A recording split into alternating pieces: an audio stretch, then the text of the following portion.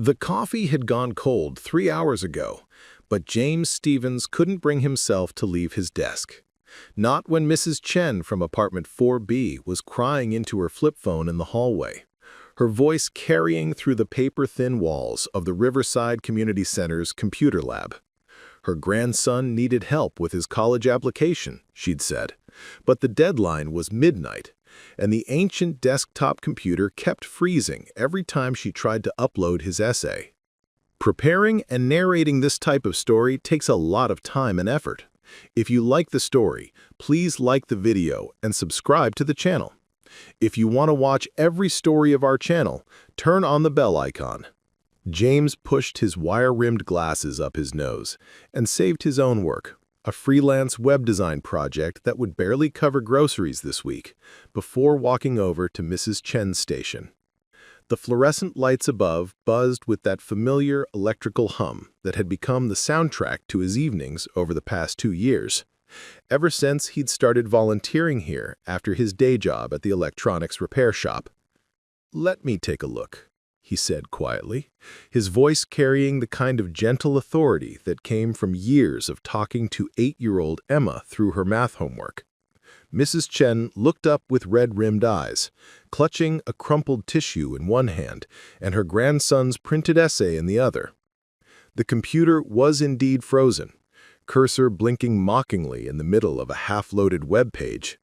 James recognized the problem immediately, the same RAM issue that plagued half the machines in this place. The community center's director, Marcus Rodriguez, had been promising new computers for months, but the funding never materialized.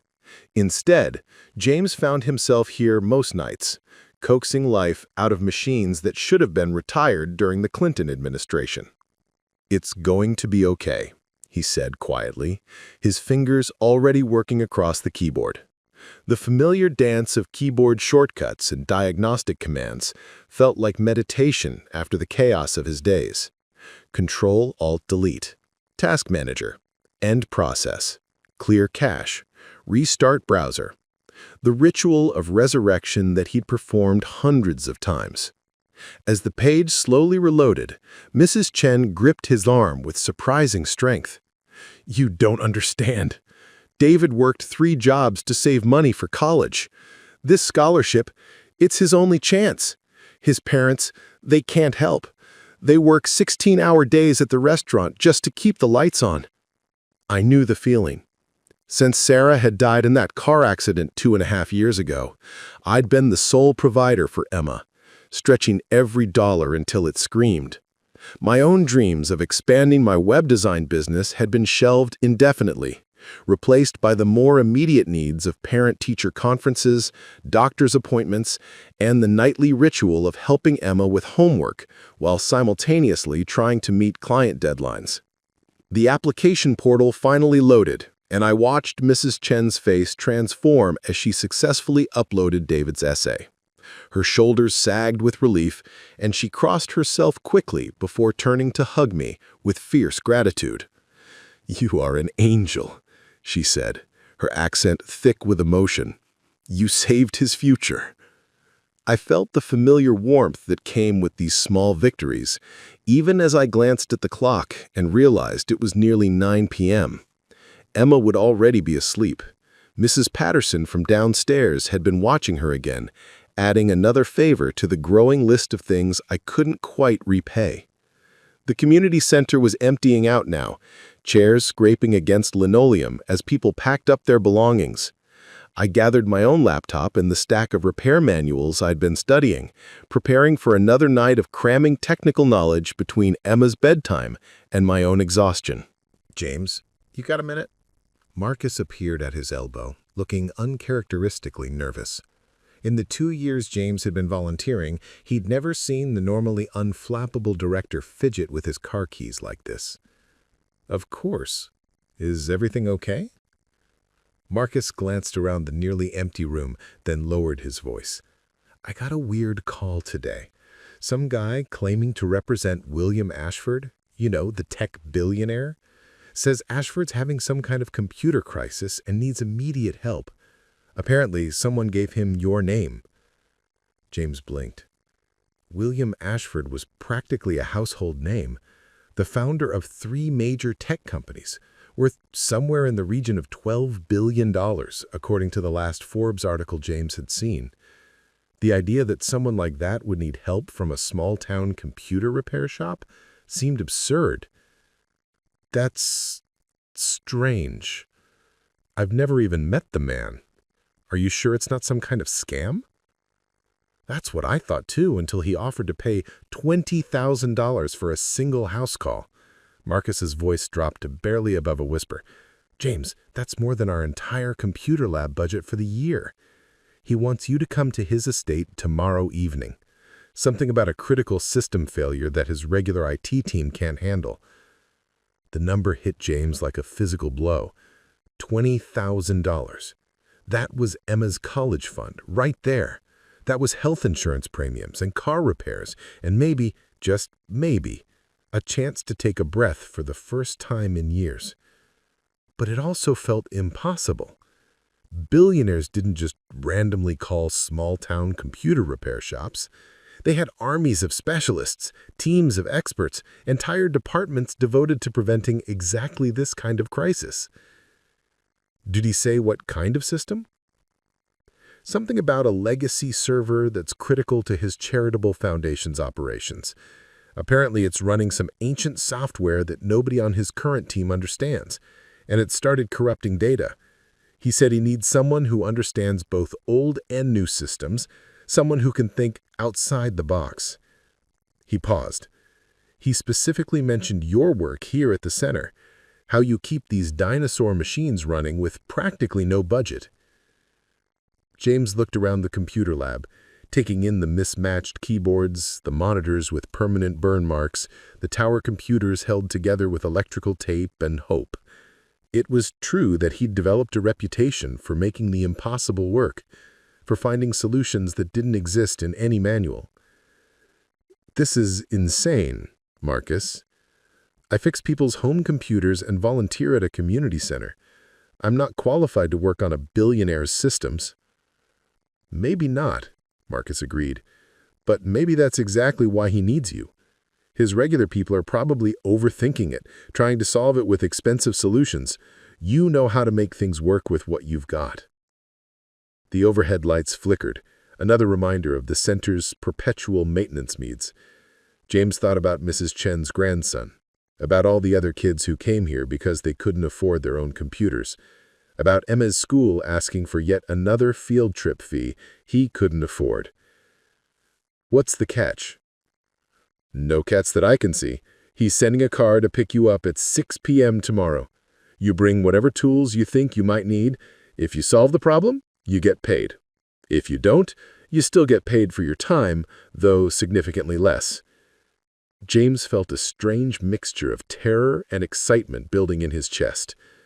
It was the same feeling he'd had the first time he'd taken apart a computer as a teenager, not knowing if he'd be able to put it back together, but unable to resist the challenge. I need to think about it. Of course. But James, Marcus gripped his shoulder. Sarah always said you were capable of more than you gave yourself credit for. Maybe it's time to find out what that looks like. The mention of his wife's name sent the familiar pang through James's chest, sharp and immediate as ever. Sarah had believed in him in ways he'd never quite believed in himself. She'd been the one to encourage him to start freelancing, to take on bigger projects, to dream beyond the confines of their small apartment and smaller bank account. As James walked home through the quiet streets, laptop bag slung over his shoulder, he found himself standing outside the local elementary school where Emma spent her days. The playground was empty now, swings moving gently in the evening breeze. Tomorrow, she'd be here again, probably wearing the same 3 outfits that rotated through her wardrobe, carrying the same beat-up backpack that he kept promising to replace. He pulled out his phone and stared at the contact information Marcus had written on a scrap of paper. William Ashford. A phone number with a Manhattan area code, an address that, according to his quick Google search, led to a 47-acre estate in the Hudson Valley. $20,000. It was more money than James had seen in one place since Sarah's life insurance payout, most of which had gone to medical bills and funeral costs anyway. It was the difference between surviving and actually living. But it was also terrifying. What if he couldn't solve the problem? What if he embarrassed himself in front of one of the most successful entrepreneurs in the country? What if this was all some elaborate mistake and he showed up only to be turned away at the gate? His phone buzzed with a text from Mrs. Patterson.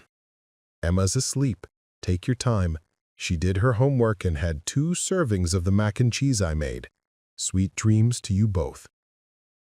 James smiled despite his anxiety. Mrs. Patterson was 73 years old and had somehow appointed herself as his unofficial support system, never asking for anything in return except the occasional help with her own computer problems. She represented the best of what he'd found in this community. People looking out for each other, sharing what little they had. Back in his apartment, James stood in the doorway of Emma's room, watching her sleep. At 8 years old, she had Sarah's dark hair and his stubborn chin, and a smile that could light up entire rooms when she wasn't worried about why Daddy worked so much or why they couldn't afford the new sneakers all her friends had. He thought about the college application he'd helped Mrs. Chen's grandson submit, about the dozens of other families who came to the community center seeking help with technology that might as well be magic to them. James had always found satisfaction in these small victories, and being the bridge between complex systems and the people who needed them to work. But $20,000 could change everything. It could mean Emma wouldn't have to worry about field trip fees or worn-out shoes. It could mean James could finally breathe, could maybe even expand his freelancing into something more substantial. The old laptop on his kitchen table seemed to mock him as he opened it to research William Ashford's companies. The man was a legend in the tech world, known for his innovative approaches to problems that others considered unsolvable. He'd built his first company in his garage at 22, sold it for $50 million at 25, and had been making headlines ever since. What could someone like that possibly need from someone like James? As he scrolled through articles about Ashford's latest ventures, one phrase kept appearing: unconventional solutions. Ashford was known for hiring people who thought differently, who came at problems from unexpected angles. He'd famously recruited a jazz musician to improve his company's software interfaces and a former circus performer to lead his logistics team. Maybe Marcus was right. Maybe James's experience keeping ancient computers alive with bubble gum and determination was exactly the kind of unconventional thinking Ashford needed. The clock on his laptop showed 11:47 p.m. In less than 18 hours, he would need to make a decision that could change everything. As James closed the laptop and headed toward his own bedroom, he caught sight of a framed photo on the living room shelf. Him and Sarah on their wedding day, both grinning with the kind of unguarded happiness that seemed impossible now. "What do you think, sweetheart? Am I crazy to even consider this?" The silence that answered him was broken only by the hum of the refrigerator and the distant sound of traffic on the highway. But somehow, in that quiet, James felt something he hadn't experienced in years. The whisper of possibility, fragile and terrifying and absolutely electric. Tomorrow, he would have to choose between the safe, predictable path he'd been walking for the past 2.5 years and a leap into the unknown that could either transform his life or leave him more broken than before. The $20,000 wasn't really the point, he realized. It was about whether he still had the courage to believe that he was capable of more than just surviving, day by day, paycheck to paycheck. It was about whether the man Sarah had fallen in love with was still somewhere inside the tired single father he'd become.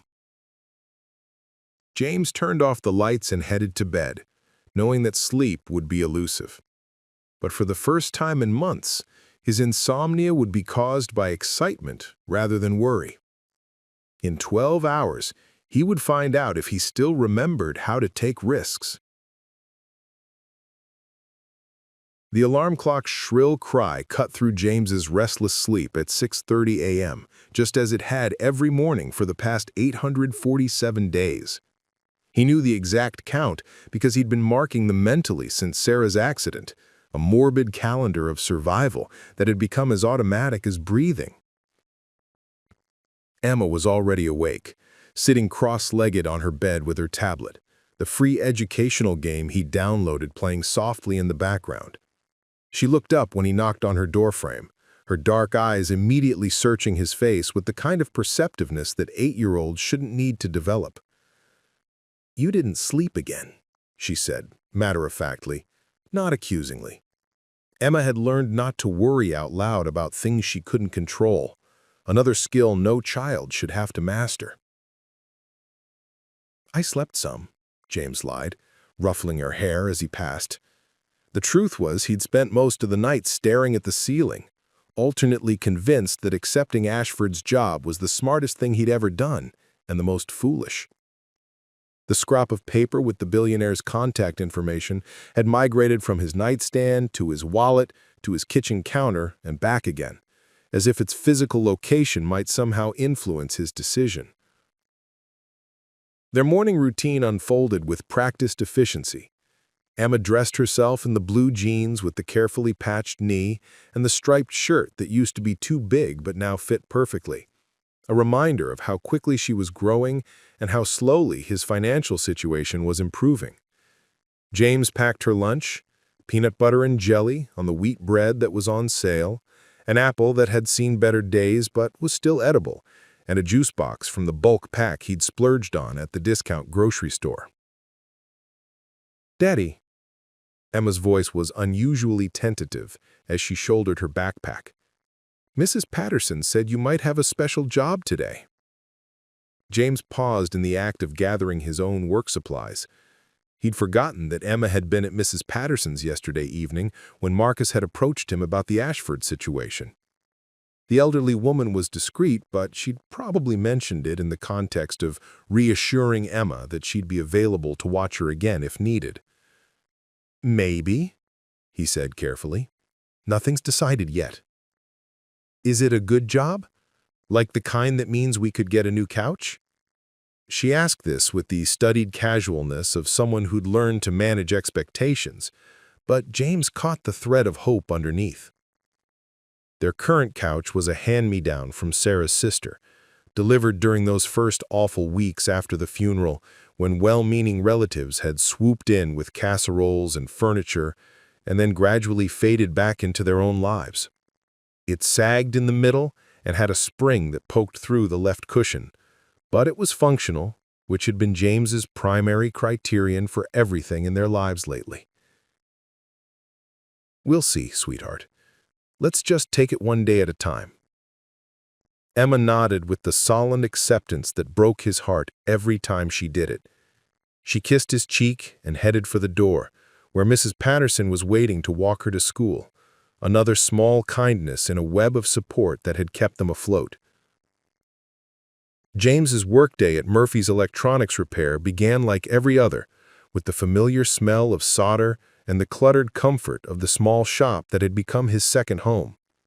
Murphy himself had retired 5 years ago, but everyone still called it Murphy's out of habit. The current owner, Janet Chen, Mrs. Chen's son-in-law as it turned out, had kept James on when she took over, recognizing his talent for diagnosing problems that stumped other technicians. The first repair of the day was a laptop belonging to a college student who'd spilled coffee on the keyboard. As James carefully disassembled the machine, cleaning each component with the methodical precision that had become second nature, he found his mind wandering to William Ashford's mysterious computer problem. "You're distracted today," observed Tommy Nguyen, the shop's other full-time technician and James's closest friend at work. Tommy was 26, single, and possessed the kind of easy confidence that James remembered having once, before life had taught him how quickly everything could change. "Just thinking about a side job," James said, not ready to explain the full scope of what he was considering. "Must be some side job. You've been staring at that motherboard for 10 minutes without moving." James blinked and realized Tommy was right. He'd been holding the laptop's logic board in one hand and a cotton swab in the other, completely motionless while his thoughts spiraled through scenarios of what might await him at Ashford's estate. The morning crawled by with agonizing slowness. Every time James thought he'd made up his mind one way or the other, a new wave of doubt would crash over him. The rational part of his brain insisted that this was obviously too good to be true, that successful people like William Ashford didn't randomly seek out small-town repair technicians unless something was very wrong with the situation. But the part of him that remembered being married to Sarah, the part that had once taken risks and dreamed big dreams, whispered that maybe, just maybe, this was exactly the kind of opportunity she would have insisted he pursue. During his lunch break, James walked to the small park across from Emma's school, the same route he'd taken every day when he used to pick her up before Mrs. Patterson had volunteered to help with after-school care. He sat on the bench where he and Sarah used to discuss their plans for the future, back when the future seemed full of possibilities rather than obstacles. His phone buzzed with a text from Marcus. "Any decision yet? The car's supposed to pick you up in 5 hours." 5 hours. James checked the time, 1:17 p.m. Somehow, the abstract concept of tomorrow evening had become a concrete deadline that was approaching with terrifying speed. He thought about the conversation he'd overheard yesterday at the community center between two teenage siblings who were trying to figure out how to apply for financial aid for college without their parents' help. Their father had been deported 6 months ago, and their mother worked 3 cleaning jobs just to keep the family housed and fed. The kids came to the computer lab every day after school, using the ancient machines to research scholarships and fill out applications. Their determination a stark reminder of how much these small acts of technological assistance could matter.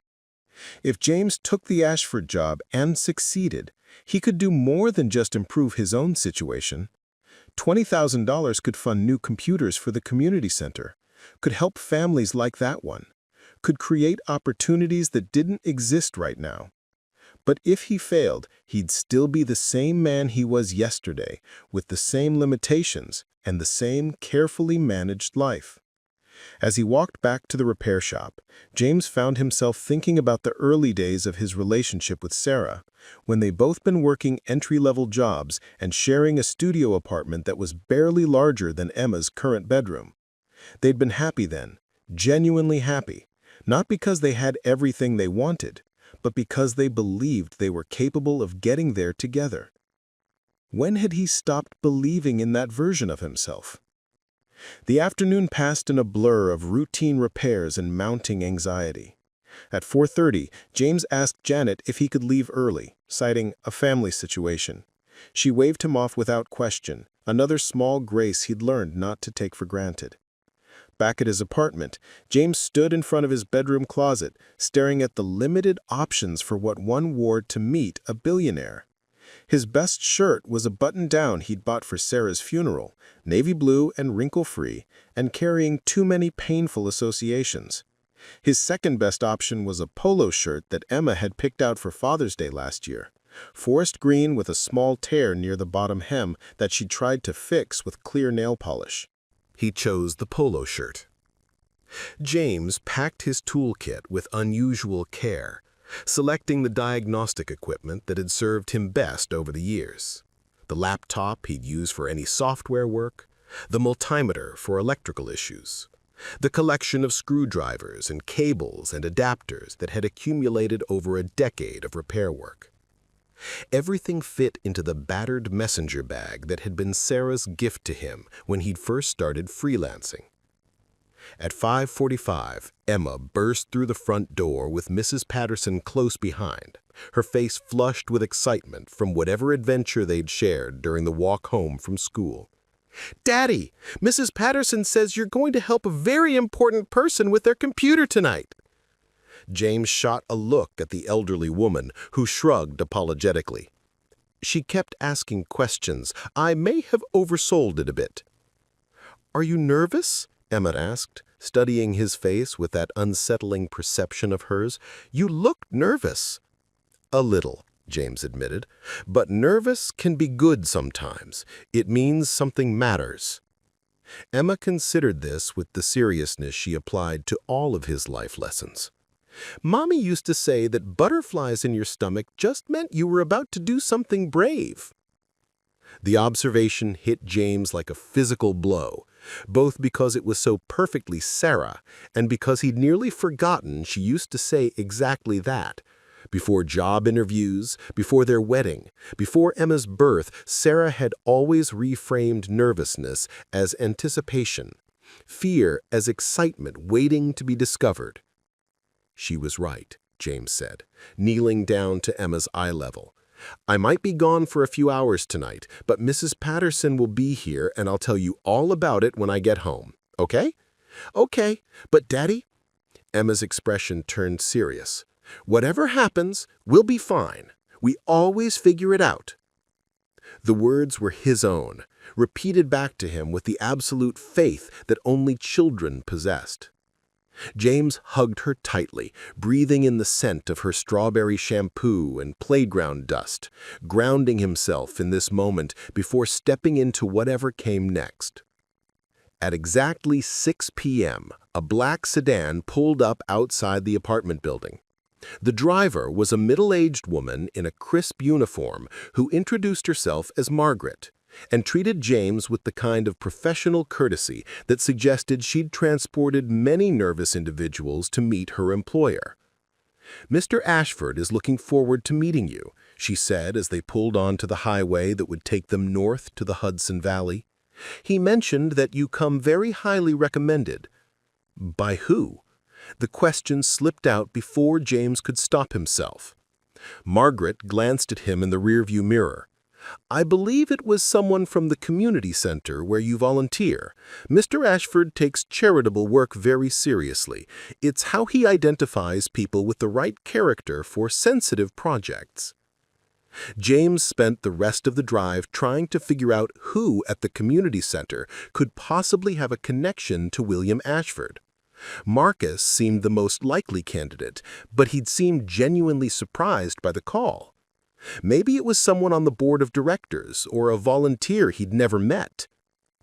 The Hudson Valley landscape rolled past the sedan's windows, October evening light turning the changing leaves into a tapestry of gold and red.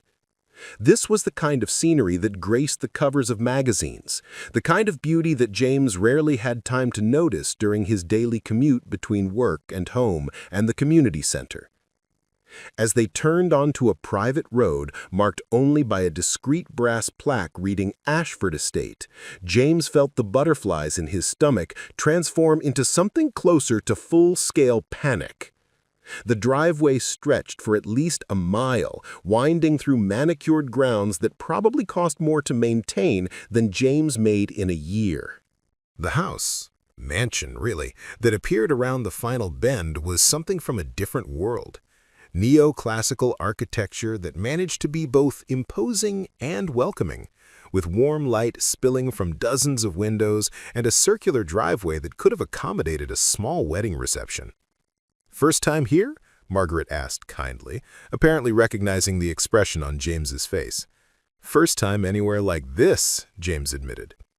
"Mr. Ashford prefers to meet people in his study rather than one of the formal rooms. Says it helps everyone feel more comfortable.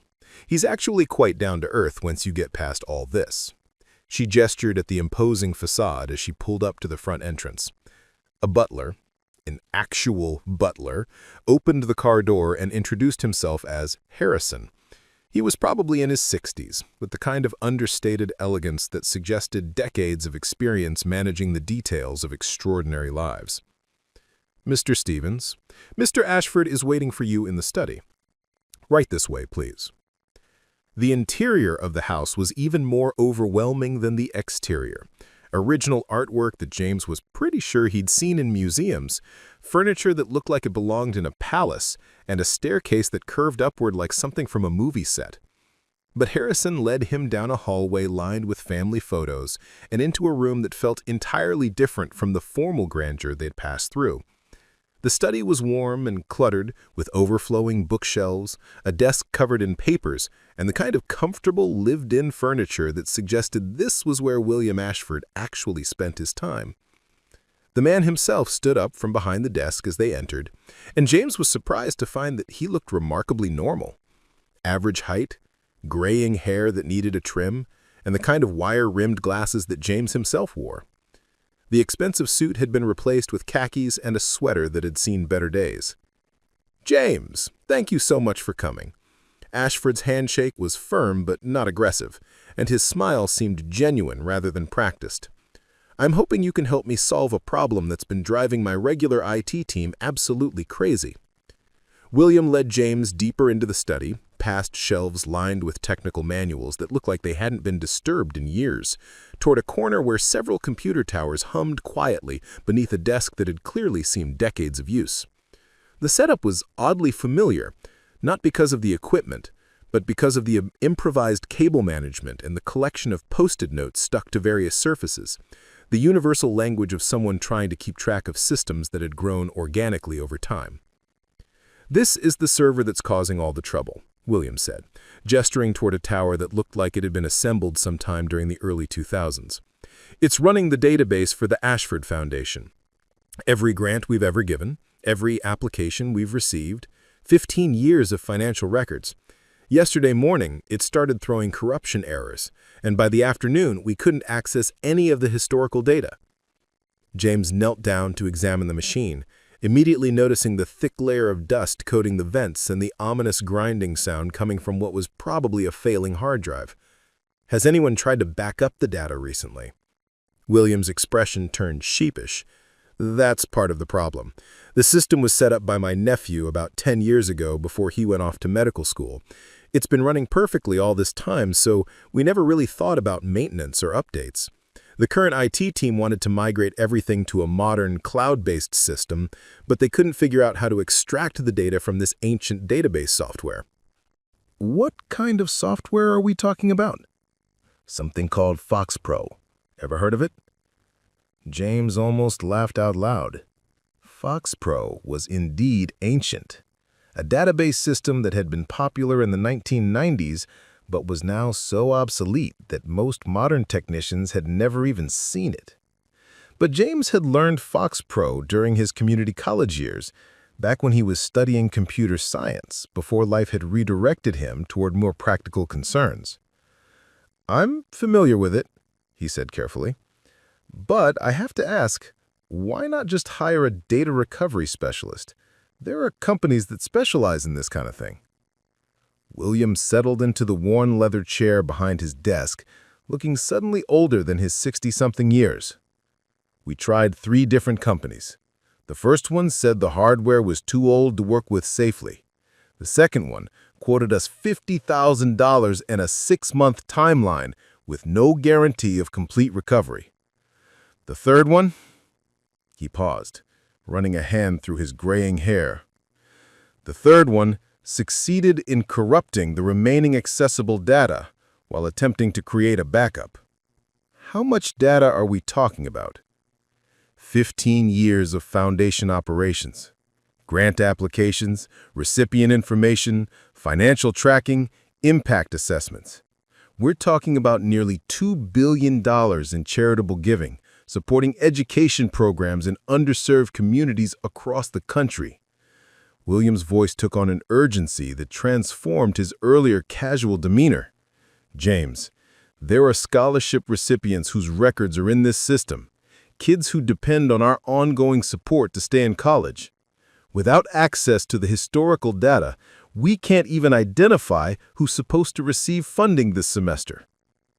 The weight of what William was describing began to settle on James's shoulders. This wasn't just about recovering some old files. It was about the educational futures of thousands of young people, many of whom probably came from situations similar to the families he worked with at the community center. The board of directors is meeting tomorrow morning. If I can't demonstrate that we can recover this data, they're going to vote to suspend all new grants until we can manually reconstruct the records from paper files. That could take months, maybe years. Students who are counting on spring semester funding will have to drop out. James stood up from his examination of the server, his mind already running through diagnostic possibilities. Can you show me exactly what happens when you try to access the database? William turned to a modern laptop connected to the ancient server via a cable that looked like it had been cobbled together from parts. When he clicked on the database application, the screen filled with error messages that James recognized immediately, classic signs of file system corruption, probably caused by years of running on a hard drive that was slowly failing. The interesting thing is, William said, is that we can still access about 30% of the records. The most recent data seems to be intact. It's the older files that are corrupted, but those contain all the information about our long-term scholarship recipients and established programs. James studied the error messages, his brain shifting into the problem-solving mode that had served him so well at the community center. This wasn't actually a software problem. It was a hardware problem masquerading as a database issue.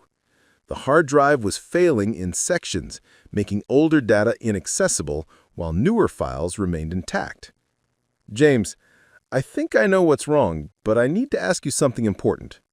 How critical is it that this exact system keeps running? Because the safest approach would be to remove the hard drive, clone it to a modern drive, and then try to repair the database on the copy. How long would that take? If everything goes smoothly, maybe 4 hours.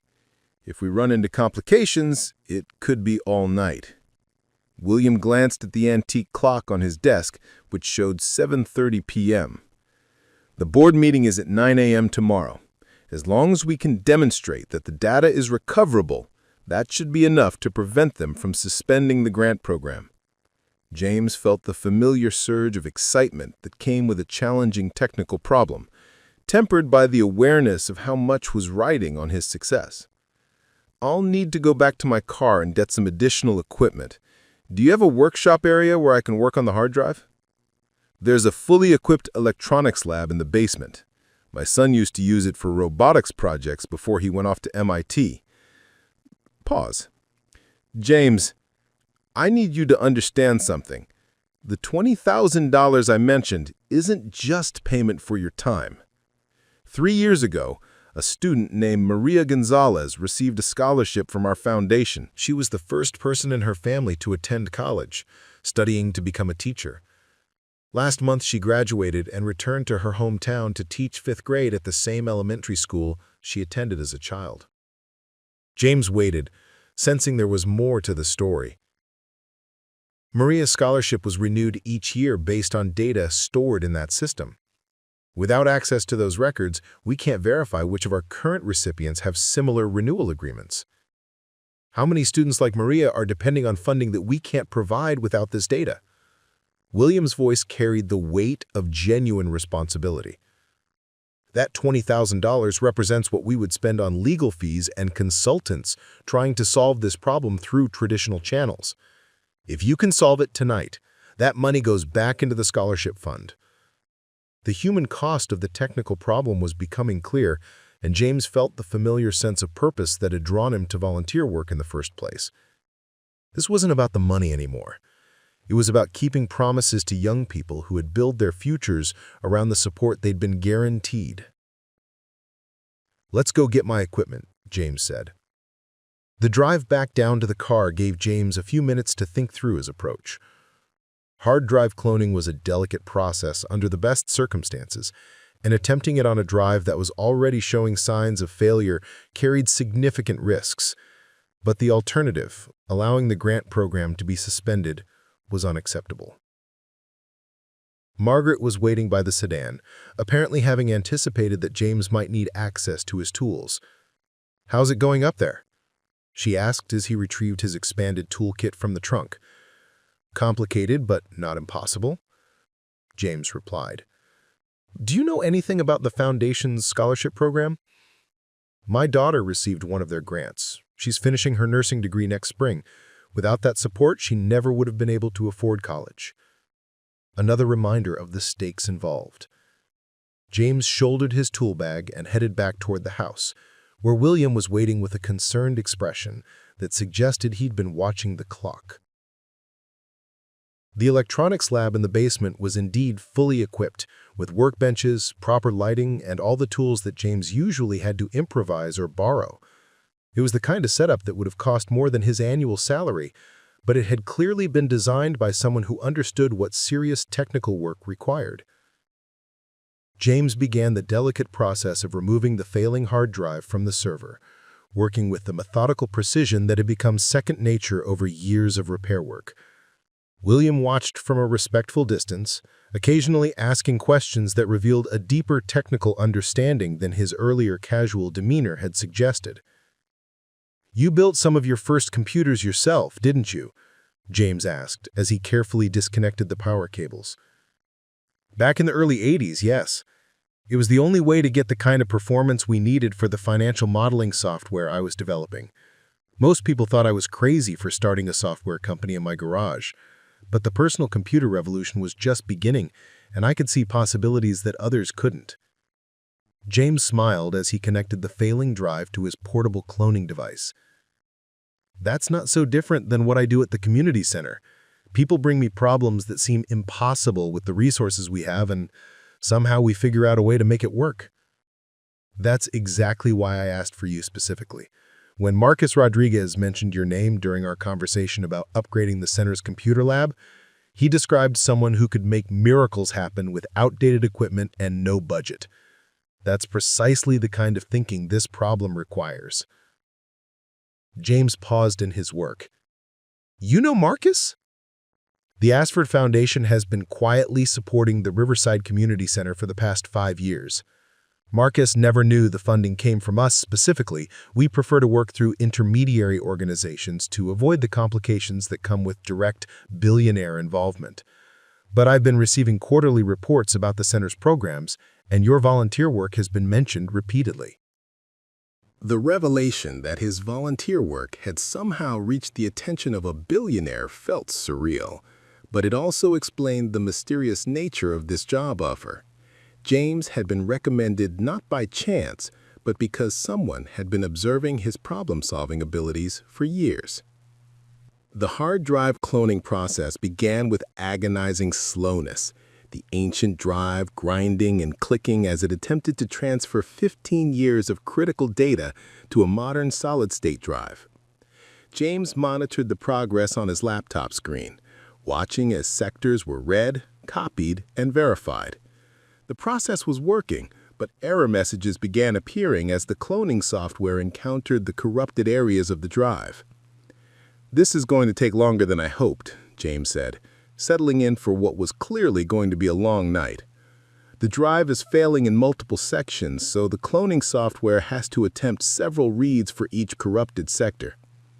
William nodded and disappeared upstairs, returning 20 minutes later with coffee and sandwiches that Harrison had prepared. I figured we might as well be comfortable while we wait. As the hours passed, James found himself in conversation with William about everything from the evolution of computer technology to the challenges of running a charitable foundation. The billionaire was surprisingly easy to talk to, more like a technical colleague than the intimidating figure James had expected. "Can I ask you something?" James said around midnight, as they watched the cloning progress creep past the 50% mark. "With all the resources at your disposal, why does this foundation data live on a single aging computer in your study? Wouldn't it make more sense to have professional systems with redundant backups?" William's expression turned thoughtful. "You know, my nephew asked me the same thing when he set up this system. The truth is, I wanted to keep the foundation's operations simple and personal. Big charitable organizations often become bureaucratic machines that lose sight of the individuals they're supposed to help. I've seen foundations spend more money on administrative systems than they give out in grants. He gestured around the cluttered study. "This room is where I review every grant application personally, where I read the essays and letters from students describing their dreams and struggles. Having the database here, on this old computer, reminded me that behind every record in that system is a real person whose life we might be able to change." I understood the impulse, even as I recognized the technical short-sightedness of the approach. But now, that personal touch has put all those records at risk. Exactly. And that's what I need to explain to the board tomorrow morning, that we can maintain our personal approach while implementing proper technical safeguards. Around 2 a.m., the cloning process finally completed, though not without significant complications. The software had managed to recover approximately 85% of the data, but entire sections remained corrupted and inaccessible. James stared at the diagnostic report, his exhaustion warring with the determination to find a solution that could recover the remaining files. "Is that enough?" William asked, reading the concern in James's expression. "It's a good start, but we're still missing critical records. The corrupted sections appear to contain data from 3 specific years, 2018, 2019, and 2020. Those happen to be years when the Foundation significantly expanded its scholarship program." James rubbed his eyes behind his glasses, trying to think through the remaining options. Traditional data recovery techniques had reached their limits, but there might be another approach. "William, does your nephew's original setup documentation mention anything about backup procedures? Even if he wasn't doing regular backups, he might have created copies during system maintenance." "I think there might be some old files in his room upstairs. I haven't touched anything since he moved out for medical school, but he was obsessive about documentation." William led James up 2 flights of stairs to a bedroom that had been converted into a teenage tech enthusiast's paradise. Multiple computer systems, shelves of technical manuals, and boxes of components suggested someone who shared James's passion for understanding how things worked. In a filing cabinet beside the desk, they found 3 binders of meticulous documentation. James flipped through pages of network diagrams, installation procedures, and maintenance logs until he found what he was looking for. A note dated 2 years ago mentioning quarterly database exports to an external drive. "Where would he have kept external storage?" James asked. William opened the closet and emerged with a box containing various cables, adapters, and 2 external hard drives. One was clearly labeled Foundation Backup Q4 2022 in the careful handwriting of someone who understood the importance of proper labeling. Back in the basement lab, James connected the backup drive to his laptop with growing excitement. If this backup contained the missing data from the corrupted years, they might be able to reconstruct a complete database by combining the clone drive with the backup files. The backup drive powered up cleanly, revealing a directory structure that mirrored the main database. James began the delicate process of identifying which records existed in the backup but were missing from the cloned drive, cross-referencing dates and file structures to ensure he didn't accidentally overwrite good data with outdated information. "This is incredibly detailed work," William observed, watching James manipulate database files with surgical precision. "How did you learn to do this?" "Mostly trial and error at the community center. When you're working with donated computers that are held together with hope and electrical tape, you learn to be resourceful. Plus, I've always been curious about how systems work, especially when they break." By 4 a.m., James had successfully merged the clone data with the backup files, creating a hybrid database that contained 96% of the original records. The remaining gaps were minor, mostly incomplete contact information and some financial details that could be reconstructed from other sources. "We need to test this to make sure it actually works," James said, launching the FoxProne application on William's laptop and pointing it toward the reconstructed database. The software loaded cleanly, and when William searched for Maria Gonzalez's scholarship records, her complete file appeared on screen: application essays, financial information, renewal history, and academic progress reports. "It's all here," William said, his voice thick with emotion. James, you just saved thousands of students' educational futures. James felt the familiar satisfaction that came with solving an impossible problem, but it was tempered by exhaustion and the growing realization of what he'd just accomplished. This wasn't just a technical victory.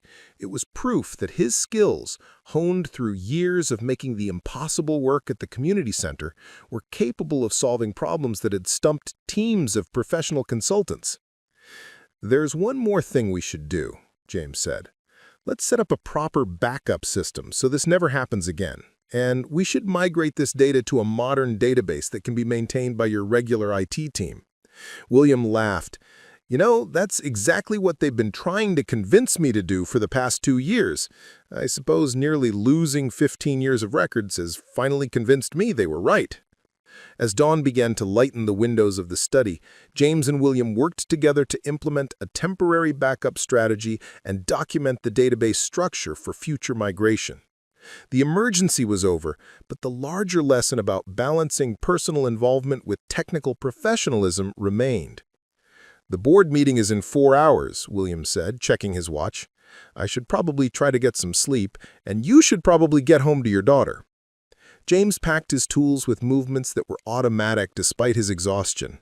The $20,000 felt earned now, not like a windfall, but like compensation for work that had required every skill he had developed over years of volunteer service and professional experience.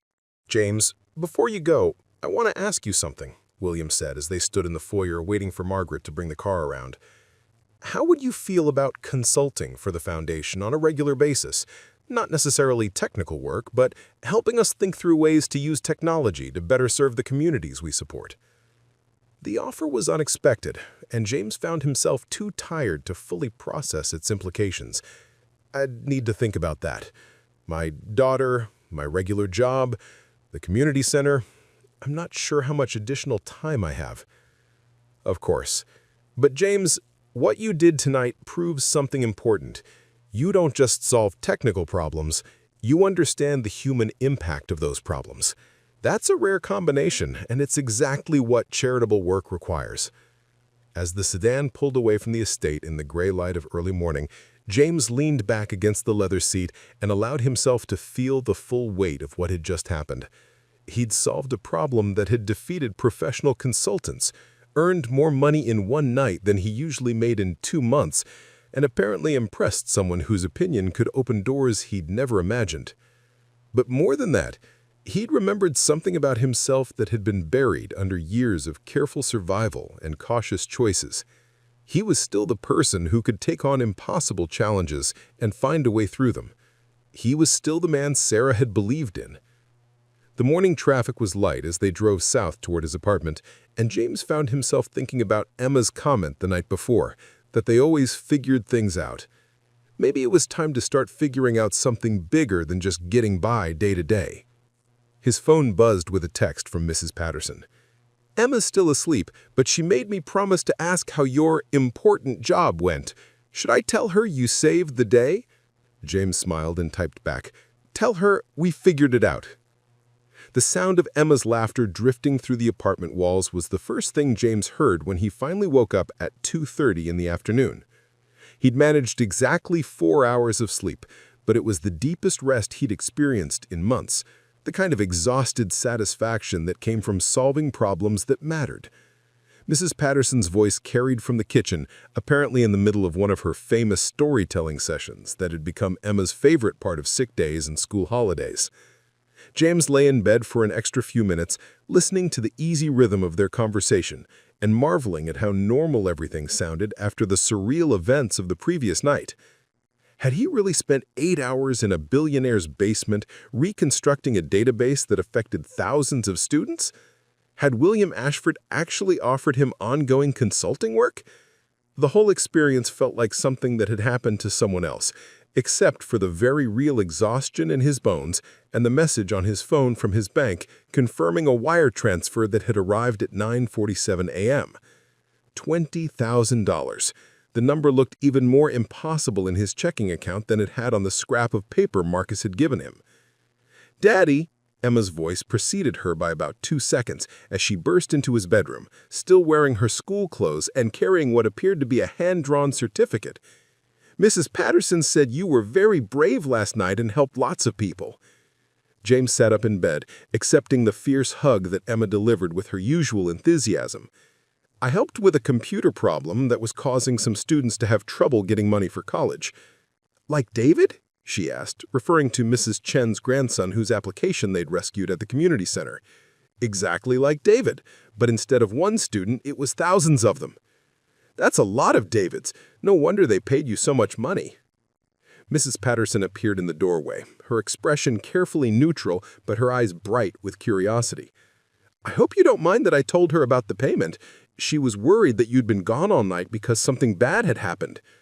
"It's fine. She should know." I looked at the certificate Emma had thrust into my hands, which proclaimed me world's best problem solver in crayon letters decorated with stars and hearts. "Did you make this at school?" Mrs. Patterson helped me make it this morning before school. She said heroes deserve recognition. The word hero felt excessive for what had essentially been a very long night of technical troubleshooting. But James could see that Emma needed to understand his work in terms that made sense to her 8-year-old worldview. If solving computer problems could be heroic, then maybe her father's long hours and constant worry were part of something larger and more meaningful. "Mrs. Patterson, thank you for staying over. I know it was an inconvenience." "Nonsense. Emma and I had a lovely evening. She helped me organize my recipe collection on the computer, and I taught her how to make my grandmother's chicken soup." The elderly woman's expression grew more serious. "James, I hope you know how proud Sarah would be of what you accomplished last night. You've been taking care of everyone else for so long. It's wonderful to see someone taking care of you for a change." The mention of Sarah's name brought the familiar pang, but also something else, a sense that the previous night's work had been part of a larger pattern of choices that she would have recognized and approved of. Sarah had always believed that James' technical skills were just the surface level of something deeper, a capacity for understanding what people really needed and finding ways to provide it. After Mrs. Patterson left for her own apartment, James found himself sitting at his kitchen table with Emma, sharing the details of his night that seemed appropriate for an 8-year-old. He described William's cluttered study, the ancient computer that held important information, and the satisfaction of fixing something that had been broken. "Are you going to work for the rich man again?" Emma asked, stirring the soup that Mrs. Patterson had left warming on the stove. "I don't know yet. He offered me more work, but it would mean being away from home more often." "But if it helps more students like David, maybe it's worth it. Besides, I'm getting pretty good at taking care of myself." The casual maturity of her response was both heartening and heartbreaking. Emma had indeed become remarkably self-sufficient over the past 2.5 years, but James wasn't sure that was entirely a good thing. Children should be allowed to be children, not forced into premature independence by circumstances beyond their control. His phone rang while they were finishing lunch, the caller ID showing Marcus Rodriguez's name. "James, how did it go last night? I've been dying to hear what happened." "It went well. Really well, actually." James gestured for Emma to stay at the table while he moved to the living room for some privacy. "Marcus, can I ask you something? How long have you known that the Ashford Foundation was funding the community center?" There was a long pause on the other end of the line. "What do you mean?" "William Ashford told me last night that his foundation has been supporting the center for 5 years and that he's been receiving reports about my volunteer work." "James, I had no idea. Our funding comes through the United Way and a couple of other intermediary organizations. I never knew where it originated." Marcus's voice carried genuine surprise. "Are you saying that Ashford specifically requested you because of your work at the center?" "That's what he told me. Apparently, someone's been documenting the technical miracles we perform with donated equipment and no budget. Well, I'll be damned. I mean, I always suspected our funding was coming from somewhere more substantial than the local donors we could identify, but I never imagined it was connected to someone like Ashford. Pause. Does this change anything about your situation?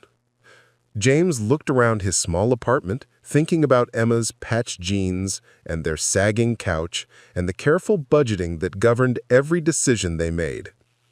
I don't know yet. He offered me ongoing consulting work, but I'm not sure how that would fit with everything else. James, can I give you some advice? Sarah used to say that you had a tendency to think small about your own capabilities. Maybe it's time to think bigger. After the call ended, James spent the afternoon in a strange state of suspended animation, unsure how to process the rapid changes in his circumstances. The money in his bank account was real, but it felt abstract. The consulting offer was intriguing, but it raised questions about restructuring his entire life around opportunities that might not last. Emma, meanwhile, seemed to have accepted the new reality with the adaptability that children possessed in abundance. She spent the afternoon working on her homework with unusual focus, occasionally looking up to ask questions about college and scholarships and whether she might someday need the kind of help that James had provided the night before. "Daddy, do you think I'm smart enough to get a scholarship?" she asked while working through a math worksheet that looked more advanced than anything James remembered from third grade. "You're definitely smart enough, but scholarships aren't just about being smart.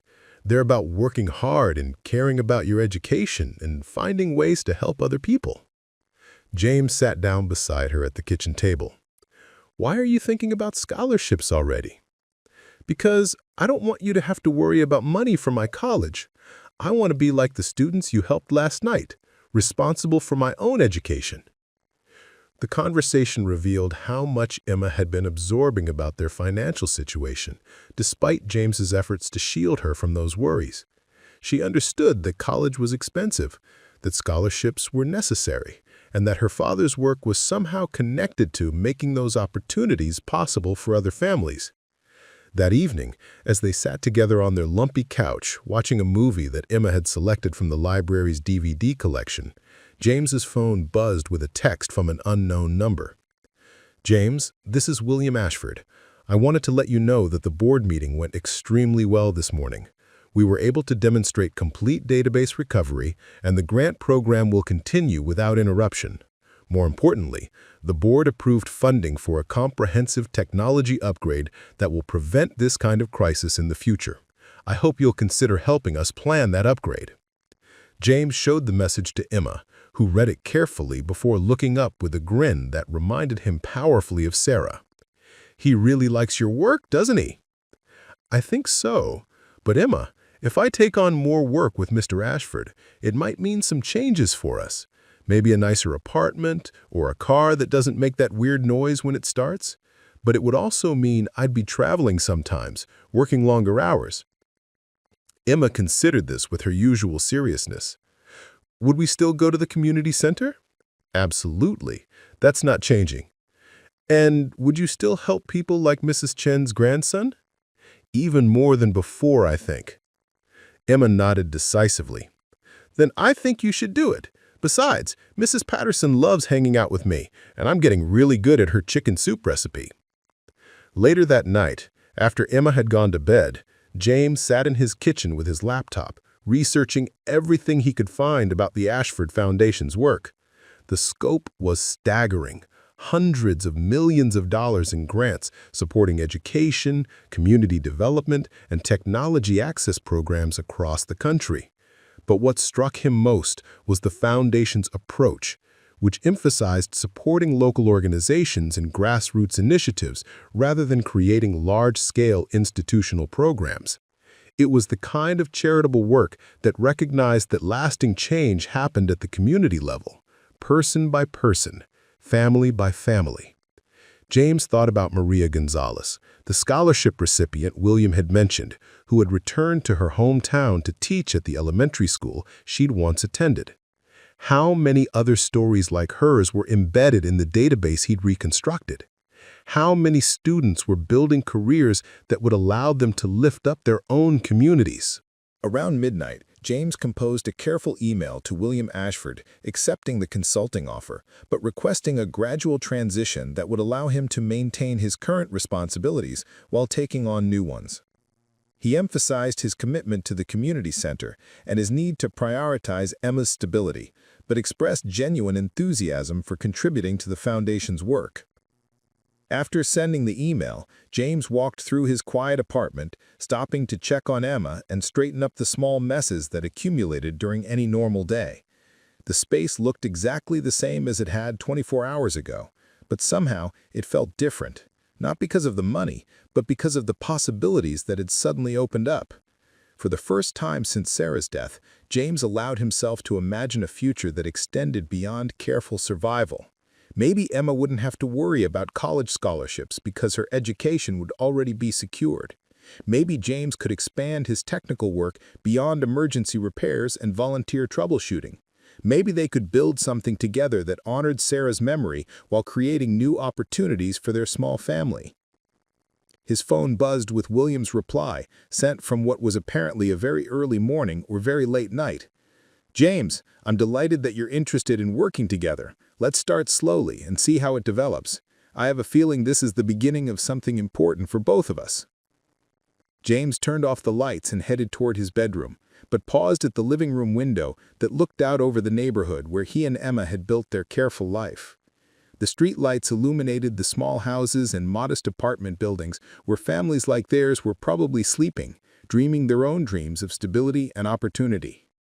Tomorrow, he would return to Murphy's electronics repair for what might be one of his last normal days at the shop. Tomorrow, he would help Emma with her homework and volunteer at the community center and continue the routine that had sustained them for the past 2.5 years. But something fundamental had shifted. The man who had spent years believing he was only capable of small solutions had discovered that those same skills could address problems of enormous scope and consequence. The volunteer who had been quietly fixing computers in a community center had caught the attention of someone who could amplify that work on a national scale.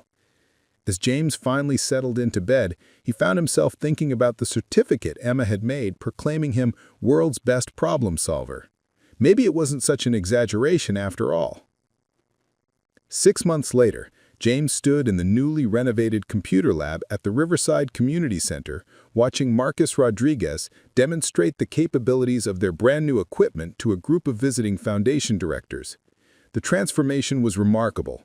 30 state-of-the-art workstations, high-speed internet, and professional-grade software that would have seemed impossible just a year ago. But the real change wasn't in technology. It was in the confidence of the students who filled the lab every evening, working on college applications and job searches and business plans with the kind of focused determination that came from knowing they had access to tools that could change their lives. "Mr. Stevens," called out David Chen, Mrs. Chen's grandson, who had just finished his first semester of college with a 3.8 GPA. "Can you help me with something? I'm trying to set up a tutoring program where college students can help high school kids with their applications via video chat." James smiled as he walked over to David's workstation. Over the past months, he'd watched dozens of young people move from receiving help to providing it, creating a network of support that extended far beyond the physical boundaries of the community center. The consulting work with the Ashford Foundation had evolved into something much more substantial than either James or William had initially envisioned. What had started as technical troubleshooting had grown into a comprehensive program aimed at replicating the community center model in underserved areas across the country. James found himself traveling 2 or 3 days a month, visiting communities from rural Alabama to inner-city Detroit, and helping local organizations set up technology centers that could provide the same kind of grassroots support that had proven so effective in Riverside. Each location presented unique challenges, but the underlying principle remained constant. Give people access to tools and knowledge, then trust them to create solutions that fit their specific circumstances. The work was exhausting, but exhilarating. James had discovered that his years of making impossible things work with limited resources had prepared him for challenges he'd never imagined facing. More importantly, he'd learned that the empathy and patience required for volunteer work were exactly the qualities needed to help communities build sustainable programs. "Daddy, you're supposed to be helping me with my presentation, not spacing out about work." Emma's voice brought him back to the present moment. She was sitting at one of the new computers, working on a project for her school's science fair that involved programming a simple robot to navigate a maze. At 9 years old, Emma had become something of a fixture at the community center, often accompanying James during his volunteer hours and developing her own relationships with the regular attendees. She'd inherited his curiosity about how things worked, but combined it with a social confidence that James sometimes envied. "Sorry, sweetheart. Show me what you've got so far." Emma's robot was impressively sophisticated for a fourth-grade project, incorporating sensors and decision-making algorithms that demonstrated genuine understanding of programming concepts. But more than the technical complexity, James was struck by her presentation approach, which emphasized how the robot could be used to help elderly people navigate safely through their homes. "I got the idea from watching you help Mrs. Patterson set up that medication reminder system," Emma explained. "I thought maybe robots could help lots of older people live independently longer." The comment revealed how much Emma had absorbed from watching James work with the foundation and his ongoing volunteer activities. She understood that technology was most valuable when it solved real problems for real people, and she'd internalized the importance of designing solutions with empathy and practical consideration. "That's a brilliant approach, Em. Have you thought about how you'd test the robot with actual users?" "I already did. Mrs. Patterson let me set up a practice course in her apartment, and she gave me feedback on what features would actually be helpful versus what just seemed cool." James felt a surge of pride that had nothing to do with Emma's technical skills and everything to do with her instinct for inclusive design. She was developing exactly the kind of problem-solving approach that the Foundation valued most, starting with human needs rather than technological possibilities. Their conversation was interrupted by the arrival of William Ashford himself, who had driven up from the city for the evening's presentation. Over the months of working together, their relationship had evolved from formal consultant and client to something closer to partnership. William had become a regular presence at Foundation-sponsored events, preferring hands-on involvement to the distant oversight that characterized many charitable organizations. "James, Emma, good to see you both. How's the science fair project coming along?" Emma launched into an enthusiastic explanation of her robot's capabilities, complete with a demonstration that involved navigating around the legs of several chairs while avoiding collision with a stack of programming manuals. William listened with the kind of focused attention that had made him successful in business, asking technical questions that revealed his own deep understanding of engineering principles. "Have you considered entering this in the state science fair?" he asked after Emma had completed her demonstration. "There's a category for projects that address accessibility challenges, and this would be very competitive. The state fair costs money to enter, and we'd have to travel to the capital, but maybe next year when I've made the robot even better." James caught William's eye over Emma's head, recognizing the look that preceded one of the billionaire's spontaneous acts of generosity. "Actually, Emma, I think the Foundation might be interested in sponsoring your entry. We have a program that supports young innovators working on assistive technology." Really? That would be amazing. But I want to make sure other kids get the same opportunity. Maybe we could help lots of students from here participate in science fairs. William laughed, the sound carrying genuine delight rather than condescension. "You know, Emma, I think you'd fit right in with our Foundation's approach to problem solving. We like people who think beyond their own immediate needs." As the evening's presentation began, James found himself reflecting on how much had changed since that first desperate night in William's study. The financial transformation had been immediate and dramatic. He'd been able to move Emma and himself into a comfortable two-bedroom apartment, replace his aging car with something reliable, and establish a college fund that would grow substantially over the coming years. But the professional and personal changes had been even more significant. Working with the Foundation had introduced James to a network of educators, technologists, and community organizers who shared his commitment to using technology for social good. He'd been invited to speak at conferences, consulted on policy recommendations, and collaborated with researchers studying the impact of community-based technology programs. More importantly, the work had given him a sense of purpose that extended far beyond personal financial security. Every month brought new evidence of the program's impact. Students who had secured scholarships, small businesses that had launched with help from community technology centers, families who had connected with essential services through improved internet access. The presentation that evening featured 3 young people whose lives had been changed by the Foundation's work. Maria Gonzalez, the scholarship recipient William had mentioned during that first night, spoke via video link from her classroom, describing how her students were using technology to connect with pen pals in other countries. A young man named Carlos Martinez talked about the computer repair business he'd started after learning skills at a foundation-sponsored training program. And Jennifer Wu, a recent graduate of the local high school, described her acceptance to MIT's engineering program with full financial support. None of this would have been possible without the community center's programs, Jennifer said during her presentation. But more than the computer access, it was having people like Mr. Stevens who believed that students from neighborhoods like ours could dream big and achieve those dreams. James felt Emma squeeze his hand during Jennifer's speech, her 9-year-old understanding already sophisticated enough to recognize the significance of what they were witnessing. These weren't just success stories. They were evidence that systematic change was possible when communities were given the resources and support they needed to identify and address their own challenges. After the presentation ended and the visitors had departed, James and Emma walked home through streets that looked different now that their financial stress had lifted. The same neighborhoods, the same families, but James's perspective had been transformed by his expanded understanding of what was possible when individual capability was multiplied by institutional support. "Daddy, do you ever miss our old apartment?" Emma asked as they passed the building where they'd lived during the most difficult years after Sarah's death. James considered the question carefully. "I miss some things about our old life. It was simpler in some ways, and I knew exactly what each day would look like. But I don't miss worrying about whether we could afford groceries or whether you'd be able to participate in school activities. I liked how cozy it was, but I like having space for my robot projects too. And I really like that you're not tired all the time anymore."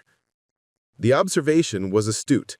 James hadn't realized how much his constant low-level anxiety about money had been affecting his energy and mood until that pressure had been removed.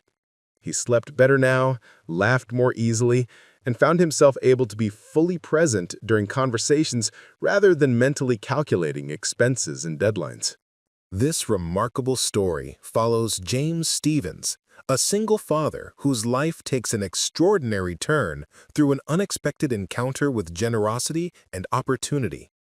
What begins as a desperate attempt to make ends meet evolves into a transformative journey that impacts not just one family, but entire communities across the nation.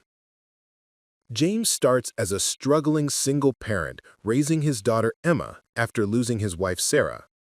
Despite his technical skills and determination, he faces the familiar challenges of many working families, making difficult choices between immediate needs and long-term goals, watching his daughter's potential while worrying about providing basic security. His expertise with computers, developed through years of necessity and curiosity, becomes the unexpected key to changing everything. The pivotal moment arrives when James takes on what seems like a simple computer repair job for William Ashford, a wealthy philanthropist. What could have been just another technical service call becomes the beginning of an incredible partnership. William recognizes something special in James, not just his technical abilities, but his problem-solving approach, his integrity, and his deep understanding of the challenges facing working families.